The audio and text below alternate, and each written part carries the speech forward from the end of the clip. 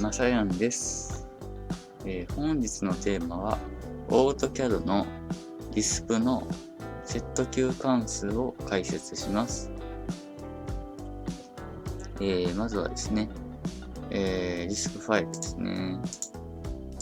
事前にテスト Lisp っていうファイルを、作成しておきました。Lisp ファイルを開きます。今のところ何も記述してないんですけど、ここに Lisp、関数を記述していきます。まず、カッコで、セット Q、A、ダブルコーテーション、テスト。こういう形が一番ベース、基本的な、記述の仕方になります。これ何をしようとしているかっていうと、A という変数に、テストという、文字列を代入するという、代入しろという命令になります。で、これで上書きをします。で、テストファイルを、AutoCAD にドラッグ&ドロップします。そうすると、こういう形で、テストというのが出てきます。本当にこれ代入されているか確認する方法、何パターンかあるんですけど、そうですね。ちょっとやってみましょうか。カッコ、アラート、A と。こうしましょうか。これで上書き保存。で、ドラッグ&ドロップ。そうするとこういう形でテストと表示されますので、きちんと代入されていることがわかります。OK。で、もう一つ、確認する方法がございます。AutoCAD の画面、ここコマンドラインというんですけど、ここで直接入力する方法ですね。びっくりマーク A と、エンター。このようにしても、テストと、代入されていることが確認できます。どちらでも構わないですけどね。楽な方。もう一つあるな。もう一つ。プリン C っていう方法もあります。Excel で VBA で言うと、これのデバッグプリントみたいなイメージですかね。で、ブラック。ね。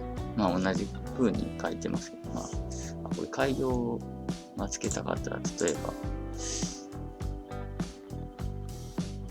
これプリンシーって2つ書いてあるんだからね。こうやったか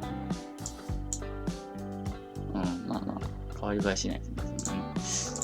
こんな感じで、プリンシーって書いてもいいですし、アラートって書いてもいいです。いろんな方法があるってことを知っておいてください。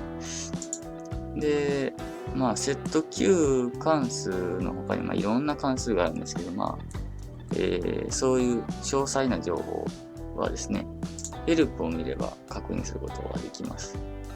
ヘルプのその他のリソース、開発者用ヘルプというのがあります。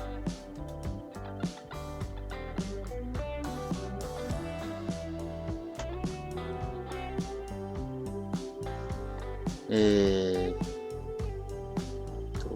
ってやるんだったかな。コマンド。違う。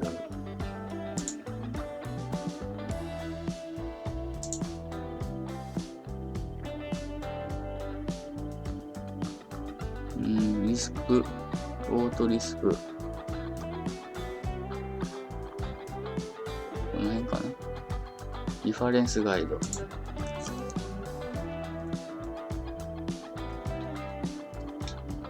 この辺ですね。